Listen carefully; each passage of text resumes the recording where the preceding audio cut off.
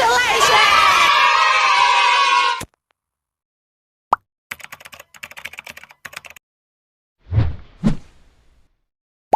up guys? So welcome back to another GCash tutorial video. For today's vlog, isi-share ko sa inyo ang newest features ng GCash app and kung paano mag-apply dito. So para sa mga hindi nakakaalam, may bagong update ang GCash. Ito yung GCash G-Loan. So GCash G-Loan is a fast and easy cash loan solution na nirelease noong August 1, 2021 and iba po ito sa Gcredit. So kung interesado ka dyan, umpisahan na natin to. Para sa samot-sari tutorial, this is Apptokph.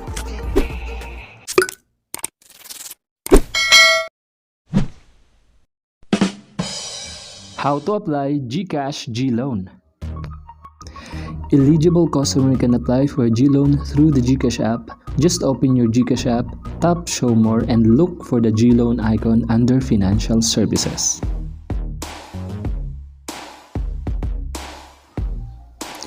Click on Get Started.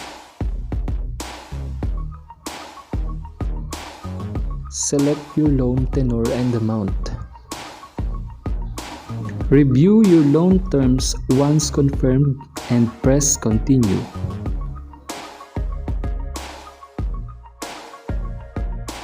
Review your personal information, then click Next.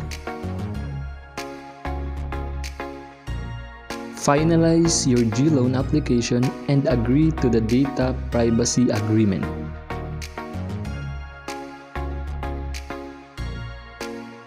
Make sure to check your loan details and if correct, agree to loan agreements. Confirm your disbursement amount and provide the security code that will be sent to your registered mobile number.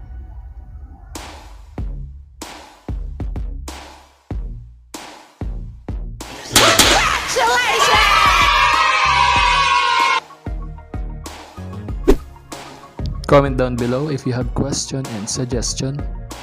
Para sa samot-saring tutorial, this is Apptokph.